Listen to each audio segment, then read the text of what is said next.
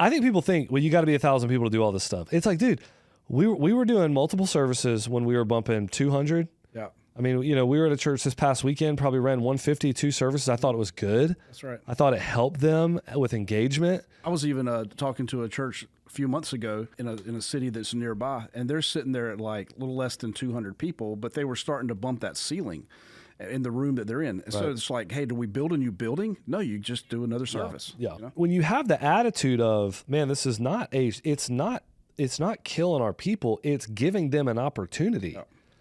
I mean, Mercy Hill grew to 1,000 with a room that sat 230 people. Right. I mean, seriously, I mean, well, how do you do that? Well, you got to do 4 or 5 services. Yeah. This is Breaking Barriers, where we help pastors and churches grow so that they can go.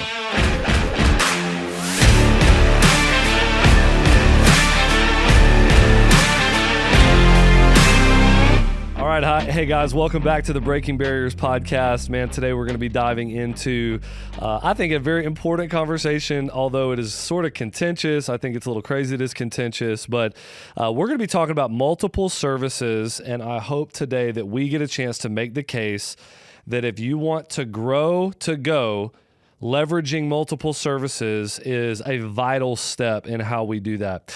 Quick recap here, and then I'm going to introduce my guest here today, one of the guys who's really integral to everything we do, Breaking Barriers. For those of you who might be brand new, just a quick recap. We are a ministry that is designed specifically to help pastors and churches grow so they can go, all right? The tagline for us is, churches can grow without going, but they can't go without growing. That's exactly right. And what we're trying to do, Jonathan, I'm going to introduce you in a minute, but doesn't this make sense? Like, we're trying to be the voice that holds the lead measures and the lag measures together.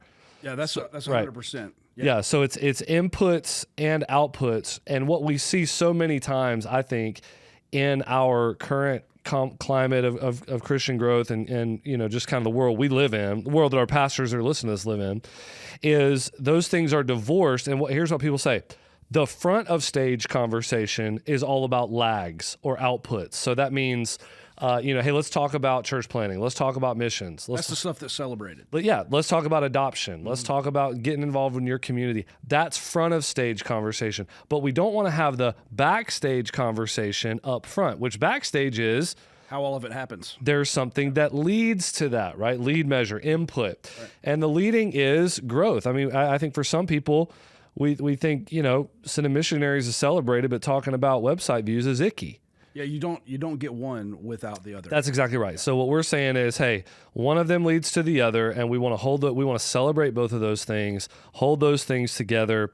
And so, man, we're excited to dive into something that's very important for that whole conversation around church growth to go, which is multiple services. Now, you've already interjected a few times, so let me introduce you. This is a man who needs no introduction.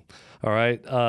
Except maybe Jonathan Yarboro is the albino rhino himself. This is a mountain of a man, not only in stature, but in character and leadership capacity. Hey, but in all seriousness, guys, Jonathan, you are a bit of an underground kind of known figure, certainly in our state. I would say maybe not even underground, but even nationwide. A lot of people have followed your work in terms of multiplying things, whether it be college ministry, now it's churches. You're going to be on the podcast a lot. You're really involved in the thought work of a lot of this stuff, Breaking Barriers. Why don't you just go ahead and introduce yourself now, and then we'll dive into multiple services. Well, you said that I'm a mountain of a man. Yeah. Including stature. But you're taller than I am. So I think you meant something different when it came to the mountain, maybe some width or You're something. broad. Like that. Yeah. I think, you said the albino rhino, where that came from. You remember the sermon, and you kind of introduced me to the church as the Mack truck. So I was when I was preaching and I was kind of introducing myself, I told the story about how I used to ride bikes, which I know my physique doesn't look like I'd be much of a cyclist, but in those days I was doing a lot of that, even wearing the spandex and all that stuff, and I had this full whited out kit, and I kind of made the joke that I was the albino rhino. Yeah, so the stature thing is big. I kind of have a big personality. A lot of times walk in the people know when I come in the office. Usually, it's kind of hyped up, amped up, and kind of that big personality. Been married 25 years to my wife Felicia. I've been in a lot of different ministry contexts through the years. A lot of that was spent in the collegiate world, kind of multiplying movements, both here in North Carolina and across the nation, with some pretty big projects we were doing, trying to get the gospel to campuses that weren't yet engaged, that kind of thing. Right. Yeah, so that's kind of ministry background. Then got snatched up here at Mercy Hill. We had settled in here. Bobby and I ended up having some conversations, and it seemed like it'd be a great thing. And man, I remember the coolest line we were trying to figure out when I was going to come here, laying in bed one night with my wife talking about it. And she said, Jonathan, you can kind of stay where you are, and you can work with lots of churches to impact the state, or you can work with one church to impact the world. And I was like, decision made. And that's just kind of the way I try to live my life, you know. I just I like to want to have an enormous impact. Yeah. So that's kind of. Dude, you've had enormous impact here, and I can normally judge how good a day is going to be by the amount of whiteness I see in your eyes. Okay. If your eyes are really wide in the morning, that means, dude, we're activating today. We're doing some stuff today. We're moving the needle today. Is that right or what? That's probably right. Yeah. Or it's the caffeine from the pre-workout. That's right. Stuff still hadn't cleared out. That's exactly right. What might be some of that today. Well, great, man. Well, hey, it's really good to have you. I've got some specific things I want you to talk about today. I've talked to you about what those are, but I want you to jump in on any of this stuff because, it's so important. Let me set it up, though. I'll set up kind of what we're going to talk about, and then we're going to get into a few very practical things that you can help me with. But just trying to get the conversation going, what we would like to do is a couple of podcasts here, one on why we multiply services and another one on how we multiply services, right? Two very different conversations. The why, though, matters a lot because if people don't catch the vision of why we want to do it, then the how and the what is just going to sort of, number one, they're not going to care about it. Number two, when it gets hard, they're going to abandon it. That's right. Because it takes a lot of hard things on the how we do it side, right? You're asking for more. You're asking for, there's a lot of things we do that are tough. We've got to kind of settle on the why first and foremost. So one of the things I'd love to do is just get into a little bit of our story, a little bit of, I'm going to say theology, but really it's an absence of theology. Yeah. And then we'll dive into some of the practical things in terms of, man, why do we see a big impact with it? So, we planted Mercy Hill in 2012. When did you guys actually come? When were y'all like attenders? We started rolling up in 16. Yeah, so it wasn't y'all have been here now a long time. Y'all have been with a lot of the big moves of the church, but you weren't there at the very beginning when we were meeting at night in a park and all that kind of stuff. And one of the things that, because of the awesome tradition we came from a great church in Raleigh-Durham, the Summit Church, and we had learned a lot from them. And my theological, big brother mentor, he was big on this, and I became big on it. And our church plants are big on it. Was, hey, when we plant, we want to get to 2 services as fast as possible, as fast as we can.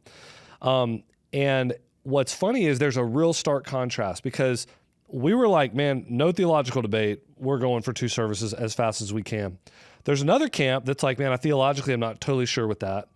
There's another camp, though, that we're going to hopefully engage, that it's not a theology problem. They just, it's more of a practical thing of, man, They just want to hold it together as long as they can. I've heard guys say out loud, and I don't fault them for this at all because I know how taxing it can be, but people want to say something to the effect of, well, we want to hold out as long as we can before we have to because I want to protect my people.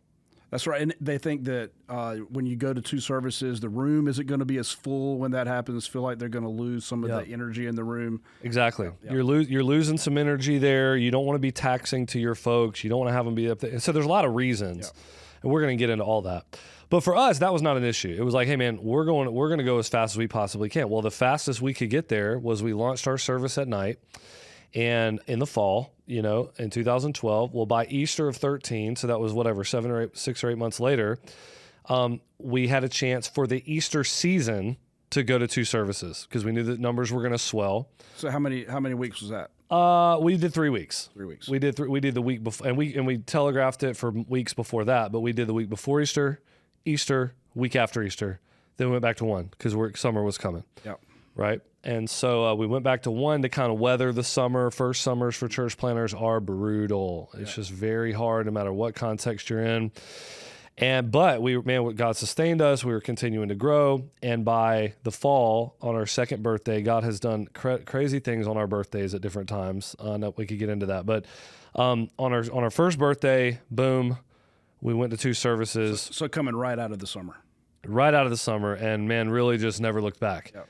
And I would say that is one of the things that has the willingness and the desire to multiply services fast is one of the things that has given our church, and one of the practical things that has given our church the ability to grow, to multiply leaders, and to send. Okay, and that's really what this is about. So, what we want to do is we want to get into this, in a minute of talking about the why.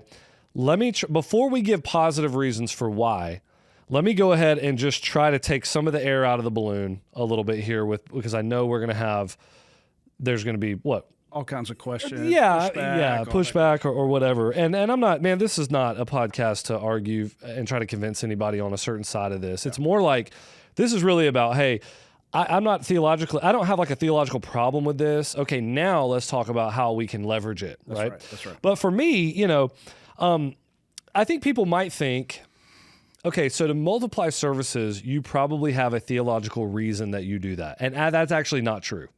It's the opposite of that. There's not a theological reason not to. There's not, exactly right. There's not a theological reason not to go after it. Right. And so that is, not everybody's there. I get that, right? But for us, at Mercy Hill, a lot of what we do is characterized by that. I think that churches can get bogged down here. I think that many churches in the Baptist world have gotten bogged down here.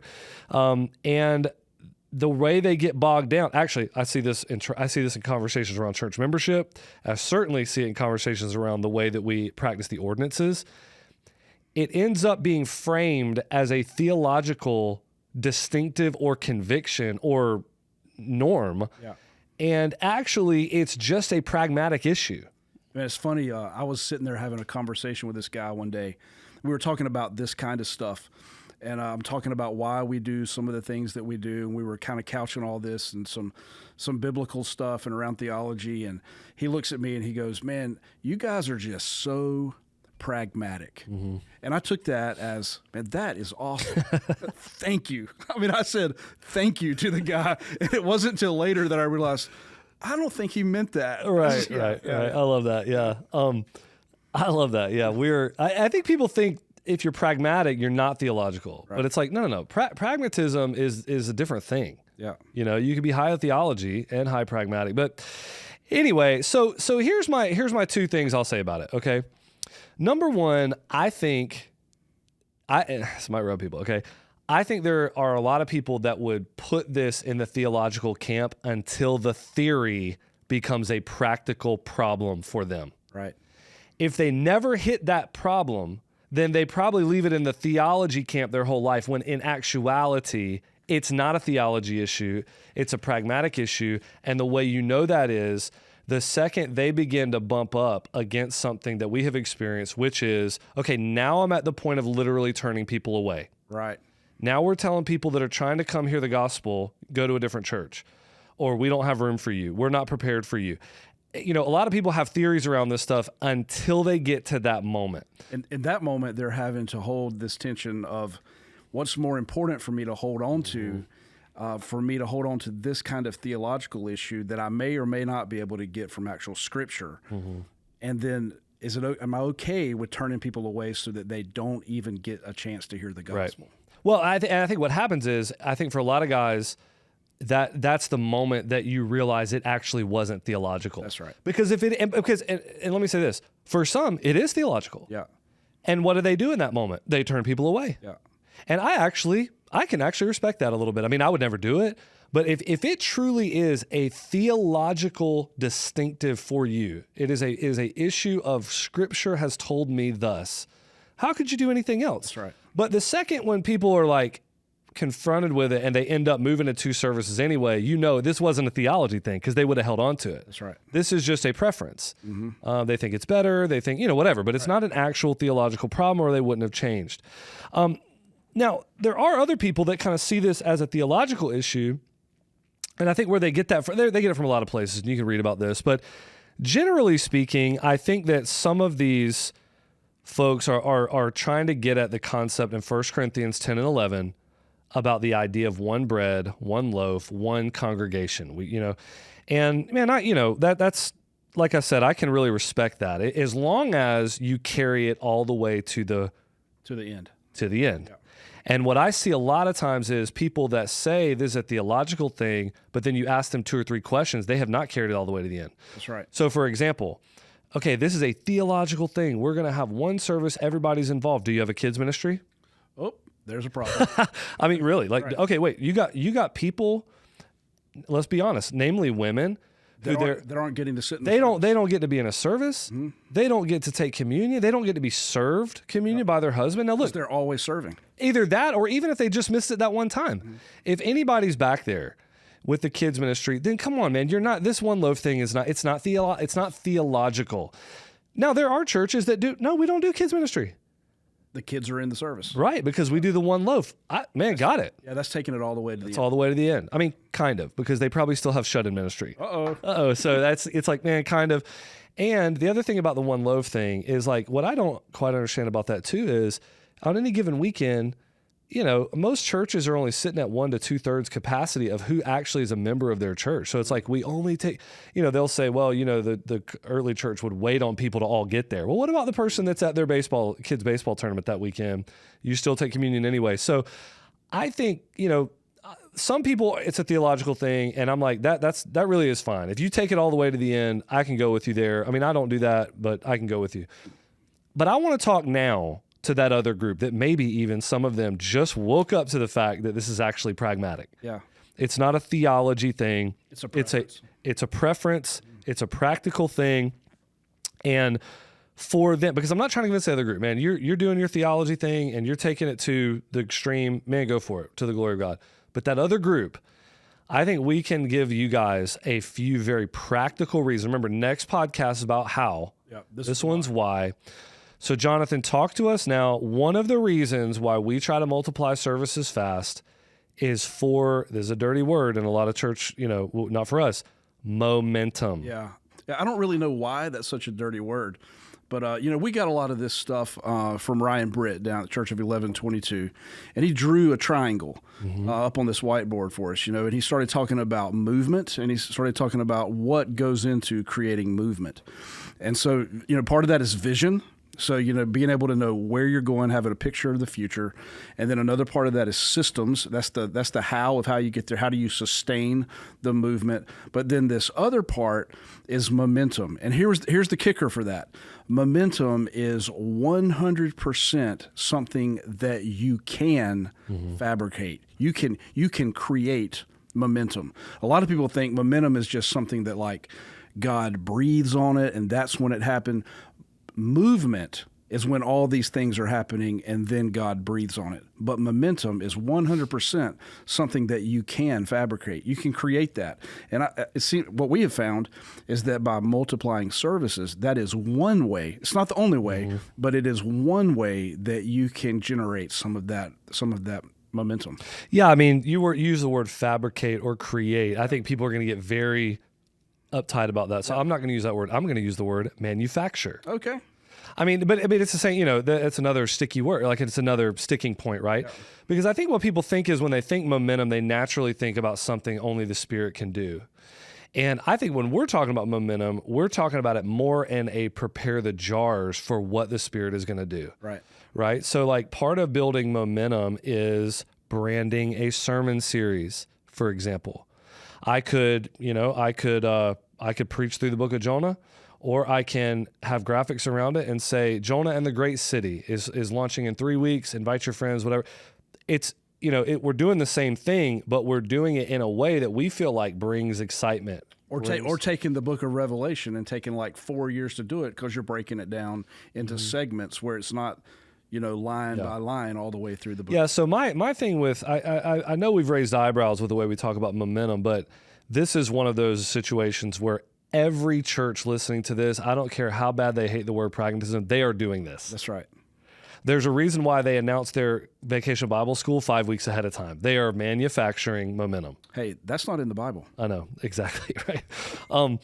All right, so momentum, right, is one reason that we do it. When you multiply a service, you give people something excited to get about. Man, the church is growing. That's a good feeling, right? That's right. You're giving people an opportunity to invite to a different, especially, I think what's in view now, a lot of people hearing this are going to go from 1 to 2, but man, we're talking about also going from 2 to 3, 3 to 4. Launching a Thursday service. That's right. Launching a Sunday night service. Hey, think about the vision of, guys, we got a lot of people that play travel ball on the weekends. We got a lot of people in our church, for example, firemen, nurses that work swing shift type stuff. Okay, how exciting is that for the church to know we're launching another service to reach another group of people? Tons of momentum. The other side of that is most new people probably aren't going to come to a Thursday service or some off-service time. They're going to come to the one that's like the prime time on Sunday morning.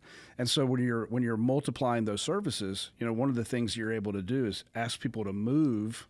Your normal people move to these spaces to clear up room for more people to come. So let's go into number 2, okay? Because and we'll talk about what you're saying now. All right. So the second thing, and I'll just kind of talk around this for a minute.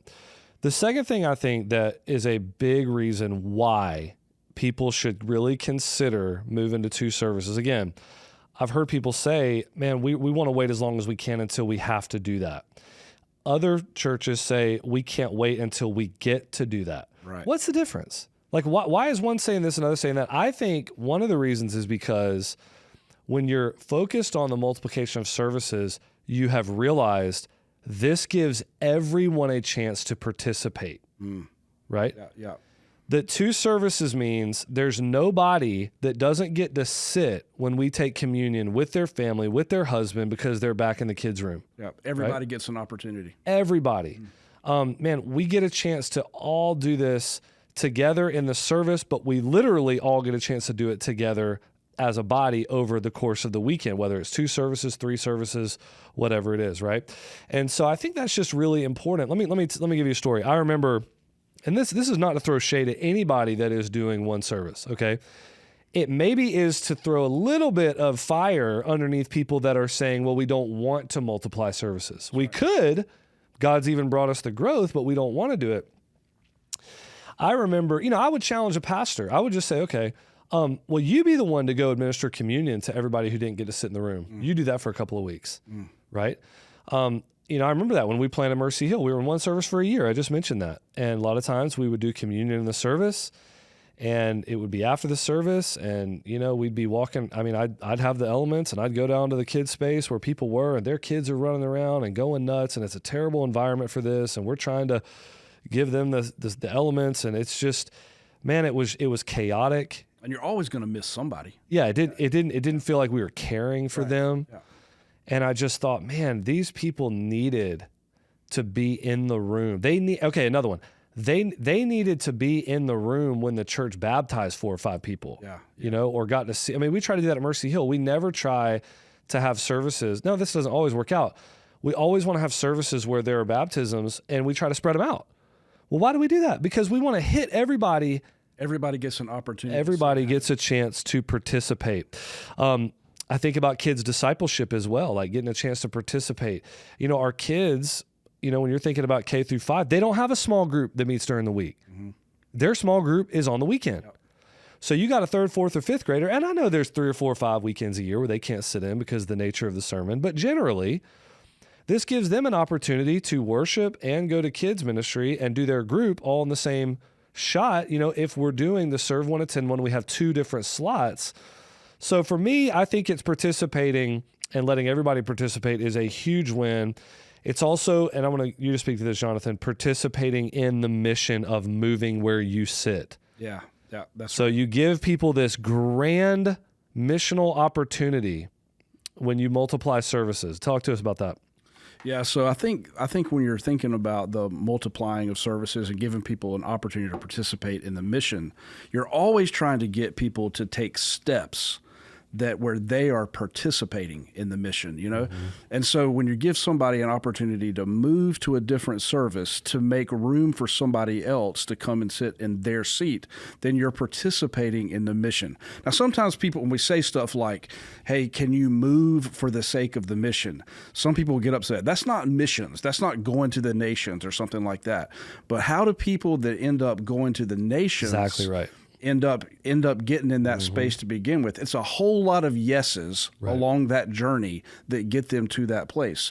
And one of those yeses is to inconvenience themselves for the sake of someone else being able to come in and hear the gospel. So, when we talk about multiplying services, that's a place for them to step up and even be a leader in the church by going to a place where others don't want to go, like going to a Thursday service or going to a Sunday night service that's inconvenient for them, so that others can come in and be able to sit in that seat and get access to something they didn't have before.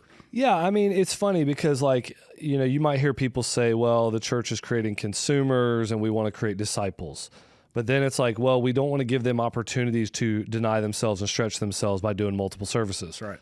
So it's funny. It's like, well, we got one service at 11 o'clock on a Sunday morning. It's like the prime time. Yeah. We want to really try, and we do this through multi-site too. But that's a different podcast. But it's really the same exact thing. Yeah. Once you're okay with multi-service, the multi-site conversation is just kind of sailed. That's right. I mean, again, I respect the whole theological one loaf. We're going to be if you take it to that end. Yeah. But this multi-service thing, like once you've done that, now we're looking at ways that we can engage people in the mission. Now, third reason, that we love this and we want to, and we push our church plants to do it, is we call it serve one, attend one, or work one, worship one. Yeah. All right. And the idea behind this is very simple. We want to teach people from the very beginning. Now, not everybody does this. You're in a volunteer organization. Right. You bat 50%, you're doing pretty good, right? But what we want to do is teach people you don't receive without giving. It's norm. It's the norm. Yeah. Like if you come and receive, you don't want to teach your kids that you want to give. That's right. Now, I think so what do we tell them? You need to serve. Right. You need to jump on your serve team on Sunday morning or Thursday night or whatever. That's your second community group. Sometimes it's part of your community group, but it's your second community group. You need to serve. People say, well, is that really serving? You're helping people park. You're helping people, get down. It's absolutely serving.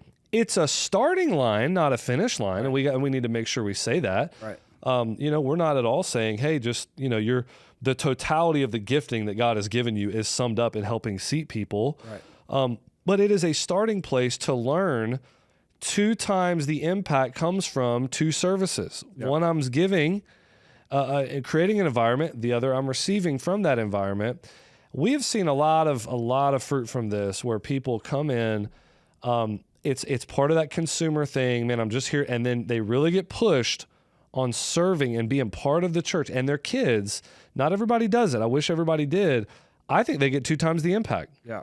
I mean, it seems to me, as I've talked to people, that when they begin serving, suddenly they feel like they have some ownership in the mission. Mm-hmm. Like they're contributing to what's happening in the life of the church. If all they're doing is coming and sitting and receiving, then that's a different story for them, Now, the how part, when we get into this, is going to be tough because most people are not used to that. Right. It's a big shift. Yeah, it is a big shift, and we just got to own that. Yeah. But it is a vision shift.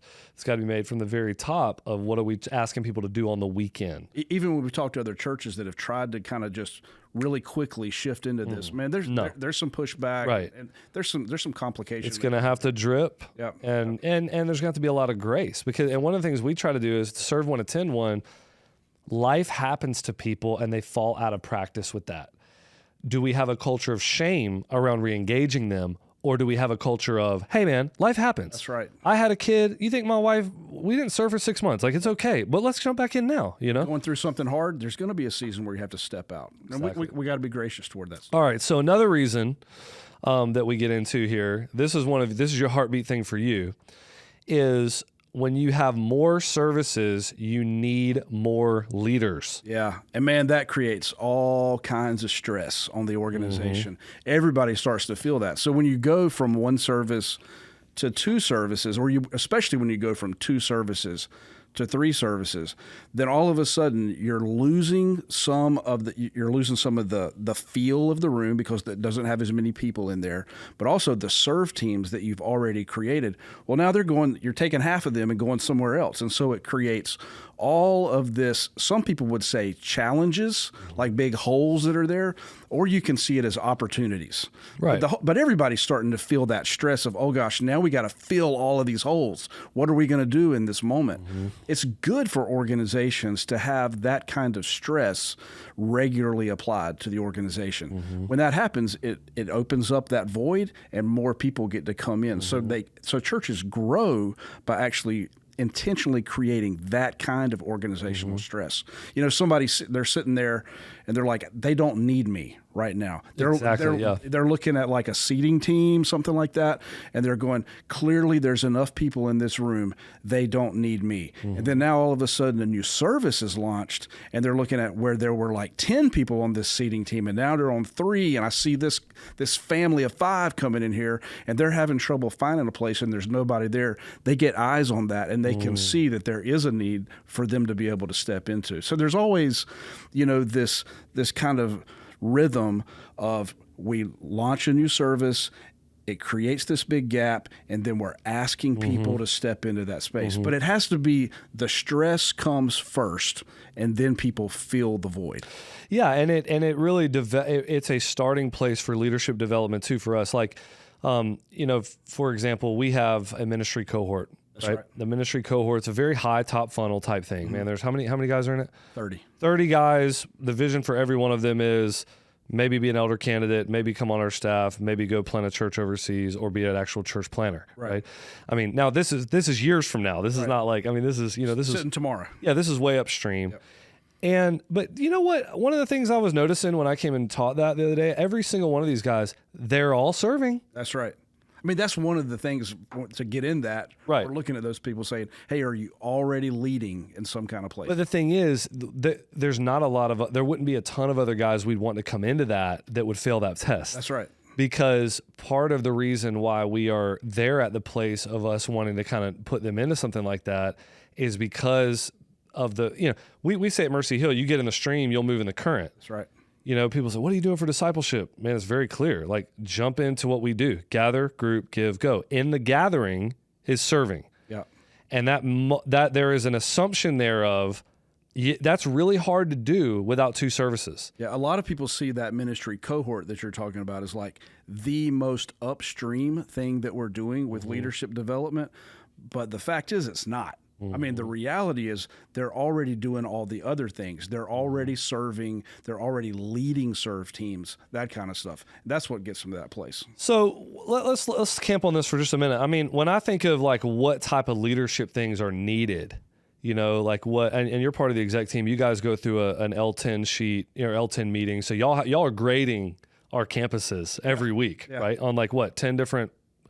It feels like a million. Yeah, so you're grading them on a bunch of different stuff. Yeah. Well, most of that stuff is being led by somebody that's a volunteer, right? That's right. And so what are some of those things that when you multiply a service, you actually have a chance to, remember, leadership vacuum, we create the need and whoosh, people get into it. What are some of those things? Yeah, so you're looking when you go on a Sunday morning experience, and there are going to be people that are going to be out there at the first time guest tent. So when you multiply services, now you got to have a whole team of people in a different tent at a different service.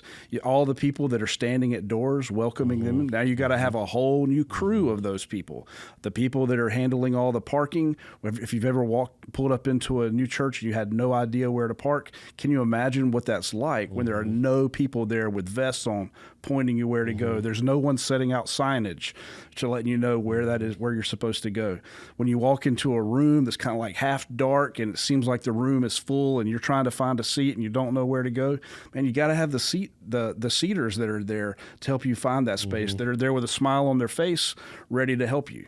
All that kind of stuff. Right. Even when you look at like some of the things that we're measuring, you know, on the weekends is like the whole campus experience. We have like a checklist, you know, of things that we're looking for. So that means that there even has to be somebody that's at each one of those services that's looking at that checklist. I mean, that's stuff that people don't even think about. Yeah, and then you take this concept one more rung out. I think people think a church like Mercy Hill is multi-site because we want to get really big, which is like, that's only partly true. I think multi-site has helped us grow, which was what we're after, right? The other part of it is, though, it helps us grow in a way that multiplies a ton of leaders. That's right. That ends up giving us a chance to send people out. It is one of our biggest leadership development tools that we have. I mean, what's funny about this, Jonathan, is you have a lot of people that throw rocks about multi-site because what they'll say is, well, I wouldn't want to go multi-site. I would just want to plant a church. But when you look back, the best church planting networks in the whole country, most of them are multi-site, are planted, especially if they're doing parent planting. That's right. They're actually sending people from their own church out. They're multi-site. Well, why is that? Well, there's a secret there. Yep. Because of it's this exact stuff, but it's on steroids then, because now you're talking about multiplying elders, multiplying bands. That's right. Right. All this kind of stuff. Campus pastors. Yeah. I mean, the whole, staff and the whole thing. So, man, that's really good on the ministry development side. So, again, talking about the why, not the how. And one of the reasons why is people get engaged at a deeper level. They become it's part of the leadership development. And, man, we'll end it with this. The last thing I'll say is one of the things I personally love about it, too, is that through having multiple services, especially once you move beyond 2. And let me say this too. I meant to say this earlier. I think people think, well, you got to be 1,000 people to do all this stuff. It's like, dude, we were doing multiple services when we were bumping 200. Yeah. I mean, we were at a church this past weekend, probably ran 152 services. I thought it was good. That's right. I thought it helped them with engagement, and that kind of stuff. So go ahead. I was even talking to a church a few months ago in a city that's nearby, and they're sitting there at like a little less than 200 people, but they were starting to bump that ceiling in the room that they're in. And so it's like, hey, do we build a new building? No, you just do another service. Yeah. Yeah, I mean, when you have the attitude of, man, this is it's not killing our people, it's giving them an opportunity. Yeah. I mean, Mercy Hill grew to 1,000 with a room that sat 230 people. Right. I mean, seriously, I mean, well, how do you do that? Well, you got to do 4 or 5 services. Yeah. But it can be done, and I think there's something about, it's like, well, you're multiplying those services because you have to. It's like, no, some of the multiplying of the services is creating the leaders, and the opportunity to grow. Yeah. It's not just a response, in other words. It's also something that we do in order to help facilitate it. The last thing I'll say, and then we'll be done, is, one of the things I personally love about multiple services is you do have an opportunity for more people to preach. Mm. Now, this is big time scaled when you go multi-site. Right. I think, what do we have preached last year? It's 20-something. 20-something guys got a chance to preach last year. And that's one of our big, ways that we're raising guys up to send them out. Which is usually one of the biggest critiques is it's all about the one guy's person. Right. And stuff. Yeah, and that for multi-site, you're saying. Yeah, totally. But the thing is, this is not a multi-site podcast. We have done that with multiple services before we were multi-site, or even as we've been multi-site. So there are times when, somebody might preach in the morning for 2 services. Mm-hmm. Our night service, one of our younger guys comes back and preaches. Yep. Now, they've walked through the sermon together. They've been developed in sermon planning, which is our development tool. Somebody asked me this just the other day, how do you develop preachers? It's very simple. We put them through sermon planning a lot. They sit there and they watch how I put it together. Yep. Many of them are asked to follow my sermon and write down notes about what I missed and what I didn't do right. And then you got to get your 10,000 hours in. Yeah. I mean, that's it. You got to get a lot of reps, right? Yep. I mean, that's kind of it. So, and you got to have the gift. Right. Yep. I mean, you can make a good dog bad, okay? But you can't make a bad dog good. You know what I'm talking about? I know exactly what you're Okay, all right. So I think that with the preaching thing, having multiple services, giving our guys, I love the idea sometimes when it's like we have, 2 guys preached on a weekend instead of 1. Mm-hmm. They walk through it together. And they have that rep. They haven't had to carry it all on their shoulders. When they're first getting into it, it makes it a whole lot easier when they're doing that together, mm-hmm. and they're kind of carrying the weight together. The other side of that is, you've got to think, people may say, so you're just putting these young guys, up there in the pulpit to preach. Well, we're not exactly just doing that, because mm-hmm. there is the development stuff that's going on where they're walking with you as you're preaching. They're helping in that way. But then also they're getting some reps kind of with each other, just preaching to each other, Yeah, with different cohorts and all and that some kind of stuff like that. Yeah, and we're trying to encourage them always, man. Like go if you ever get a chance, Yep. ever, man, go for it. All right. Hey, man, we'll leave it there. We're going to pick this back up and start talking about the how. Yep. But in terms of the why, let's leave it there. If you haven't already, subscribe to our podcast. And also we have a private Facebook group, Breaking Growth Barriers. We would love to interact with you and see any way we can help you guys. All right. All right, thanks.